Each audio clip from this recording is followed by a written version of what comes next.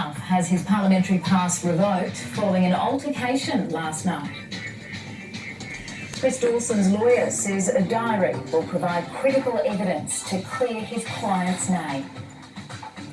And NASA finally farewells its long-serving Mars rover Opportunity. The Prime Minister has extended question time by almost 2 hours to avoid losing a vote on a royal commission into the disability sector. The federal opposition claims it's the latest example of the coalition losing control of the parliament. Our political reporter Matthew Doran joins us from Canberra now.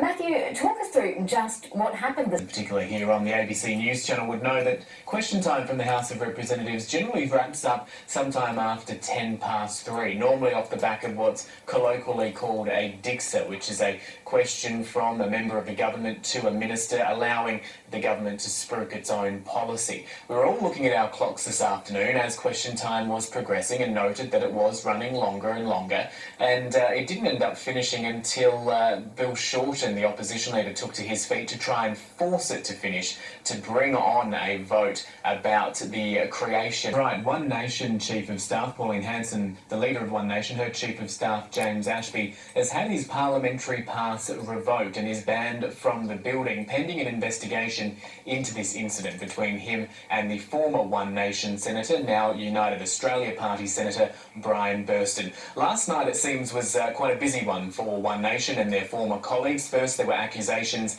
in the press from Brian Burston that Pauline Hanson had sexually harassed him during his time in the party. Then we became aware of this report from the marble foyer of Parliament House, the main entranceway of Parliament House, that there had been a scuffle between Brian Burston and Senator Hanson's Chief of Staff, which was recorded by James Ashby, and that vision provided to commercial media networks. It is something that has occupied the minds of many people in this building today, and the President of the Senate, Scott Ryan, said that he was looking into this matter, that he'd watched that vision, and that despite Parliament being something of a special place, generally there are rules about what laws apply here, or indeed what sort of police action can be taken here. He said that it is a place where the normal rules and laws of the ACT apply, and that any further investigation from the police would continue. He said in the interim, though, he would be taking away James Ashby's parliamentary pass. Here's what he had to say. The video footage that I have reviewed records the reported incident between Senator Burston and Mr James Ashby last night. It shows inappropriate behaviour by a pass holder towards a senator. Accordingly, I have exercised my authority to revoke Mr James Ashby of his pass to access the building and prohibit him from re-entering the building for the time being. This does not affect his employment, which is not a matter for the presiding officers.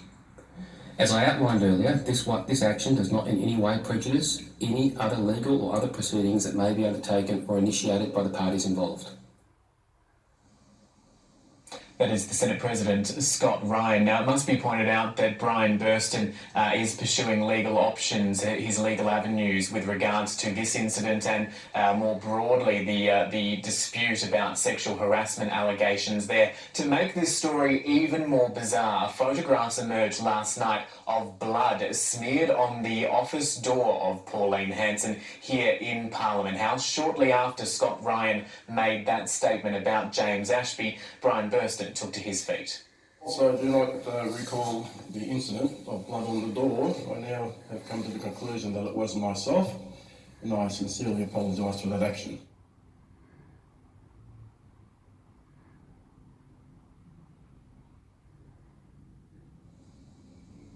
And that is Brian Burston addressing the Senate a short time ago. Now, this is an incident which will continue to develop as we go through the coming hours and days. And need I remind you, Kirsten, it's been a very busy week here in Parliament House, and all of this has happened on just day 3 of Parliament for 2019. We will continue to bring you the updates as they come to hand. Lauren in Canberra, thank you. The latest Closing the Gap report. When I was start my campaign against the government to give them society freedom and independent, and the women to be freedom talking, to be free. That's the woman, she was against me in the parliament. She said they have to send me where I coming from. Now today, I record the news, what he faced, they're no different what I was talking against the government, to people to be freedom. She against me in the parliament. She said they have to send me where I coming from. Are not on track, and these targets actually don't aim to have Indigenous Australians on parity. I listen here. It's just to I say no, I'm not going to stop it talking until you send me where I coming from. Now you listen to news. She faced problem like I'm fighting people to be freedom talking. While I'm not going to pretend today that this situation, though, there is hope. That progress is and can be further made, so that one day someone will be able to stand here and say that a young Indigenous boy or girl is now growing up in Australia. East this afternoon, that fire burning out of control at Tinga has been downgraded from an emergency warning to a watch and act. And of course, that's because the winds have really died down and there are cooler temperatures. Now, firefighters have been busy backburning all morning as they try and contain this blaze. It has burnt through 18,000 hectares. And just give you an idea of just how close the fire came to some properties. If you look over on my left here, you can see a forest and there are some embers still burning and the blackened ground there right near the fence. Now, if you go slowly over the road and to my right here, there is a property and it looks like it has completely not even been in the fire zone, but the difference from the front door to the edge of this fire ground is only about 30 metres. So of course, this is an example of some of the great work firefighters have been doing over the last 24 hours. Now, in total, there have been 5 homes lost and of course 5 other homes have been badly damaged. 9 farms which have sheds, those sheds have also been destroyed. And if you take a look at some of these pictures, this car wrecking yard, for example, holds 1,000 cars. It's worth hundreds of thousands of dollars. This family who runs this business has lost everything and this business is uninsured. Of course, there are other properties which have been damaged and all that's left are dining room chairs, burnt tables, some burnt bikes. It really is a scene of destruction.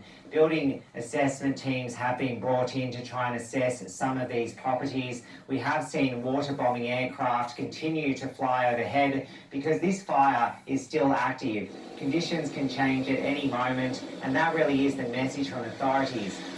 The danger is far from over, so people are ready and to really watch what's going on. So this dense bushland has been burned. We're hearing cracks as trees, huge trees, fall to the ground. So also some pretty dangerous times. But this fire has now been downgraded to a watch and act. But as you can see behind me, it is still slowly heading west as firefighters and those in the air try to prevent the spread any further.